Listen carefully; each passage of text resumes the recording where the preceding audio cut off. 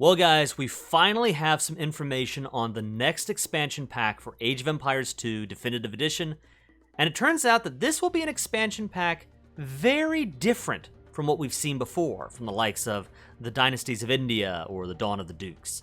Let's go ahead and dive in and get some info. Alright, where were you in 1998? Blah, blah, blah.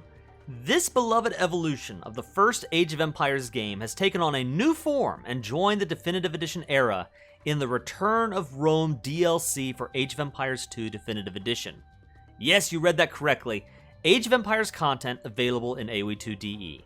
Bringing the civilizations and action of ancient worlds to AoE2 DE, purchasers will be able to switch to Return of Rome in the game's main screen and take on fresh challenges. And I think this final sentence is the most important one I've read so far, because that indicates that, for the most part, this expansion pack is not really adding to the traditional vanilla AoE2 DE experience, but instead is inserting a completely new game into the AoE2 engine. You're basically, from the menu, going to be able to switch back and forth between playing Age of Empires 2 and Age of Empires 1 Return of Rome in the AoE2 engine.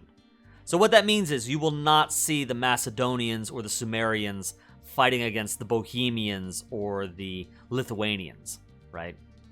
These are two different games, essentially. So you might wonder, well, why would I even want to buy this when Age of Empires Definitive Edition exists? Well, let's keep reading.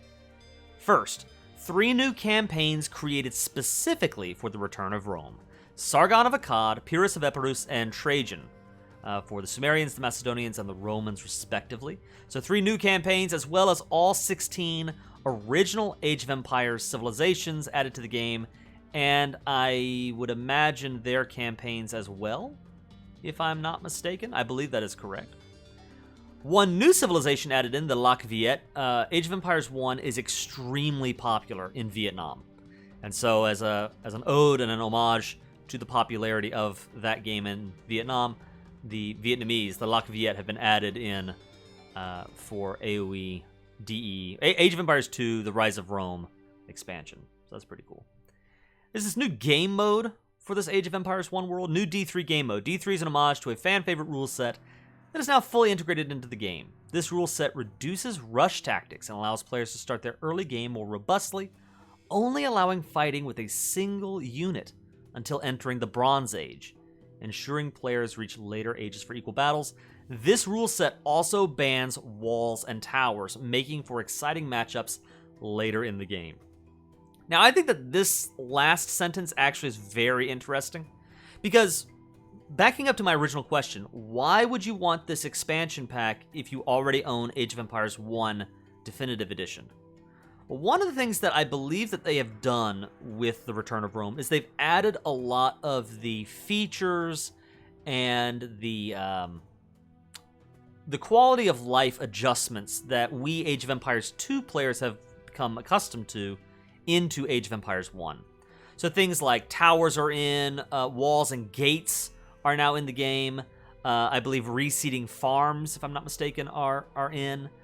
We have quite a few of the Age of Empires 2 features now inserted into this Age of Empires 1 experience, which AoE DE did not have.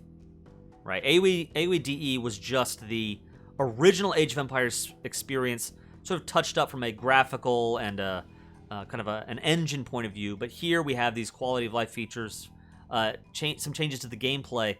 And I believe that the D3 game mode is a way to allow the purists to kind of go back to that original Age of Empires experience where you don't have walls, you don't have towers, so that you are able to play what has become established in Vietnam as the meta in the original Age of Empires world.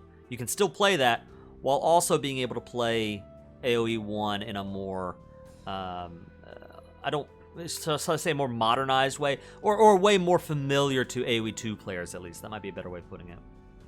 So that's very interesting to me.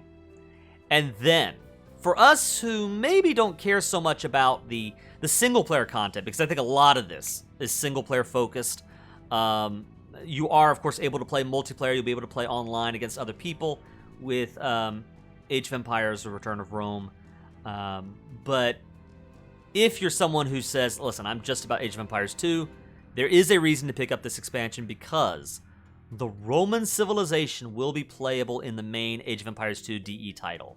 If you've ever wondered how the Romans might fare against the Aztecs, now's your opportunity to find out. So, those are the main features, and I've got a little bit more for you, but before we do that, let's go ahead and look at the trailer. Let me see if I can mute this here.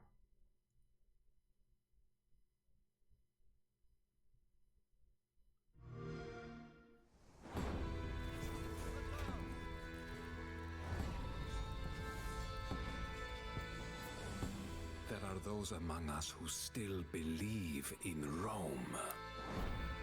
3 new campaigns. How can a man make a name for himself when titans roam the stage of the world?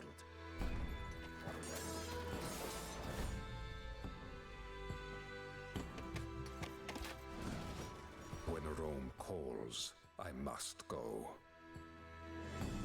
Pretty cool. Pre-order now, and I believe May 16th is the release date, if I'm not Believe forgetting. in Rome. Let me see if I can pull up.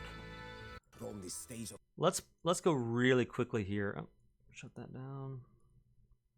Let's see. I believe, if I'm not mistaken, looking at the civilizations here compared to the original Age of Empires 1 world, these bonuses, if I'm not mistaken, are similar to what they were, but the team bonuses are new. So they have been touched up, if I'm not mistaken, from the original Age of Empires 1. They are a little different, but they should be very familiar to AoE 1 fans. And if we go ahead and switch over to the Steam page, you are able to pre-order the game now. Here you go. May 16th is when the expansion comes out. And we got some screenshots that show just some gorgeous Return of Rome gameplay. And this is really cool from a thematic point of view. I do love the classical world, the world of antiquity. And so just being able to play as the Sumerians, the Macedonians, or the Romans, the Greeks in this world, that's really, really neat. So that's fun. The one thing I want to highlight, let's go down here. There's a little bit of extra information. You do see the 17 ancient civs, including the new civ, the Lac Viet. And one new longtime fan-requested civ in standard AoE2, the Romans. Rise to the throne of an empire dominating the Mediterranean Sea and defend your borders against countless barbarian invasions. The Roman unique units are the Legionary, a sturdy infantry unit, and the Centurion, a heavy cavalry unit that increases the power of nearby militia line units. Now, if you don't care about the Age of Empires 1 stuff, you're just looking at AoE 2, this final bit of information is massive, in my opinion. Because this is the first time that we see a unit that, at least to my understanding and reading of this unit, actually provides a stat buff to units of a particular type around it. If I'm not mistaken, this is like if you have a Centurion near Swordsman, then the Swordsmen are gaining something. Attack damage, armor, health.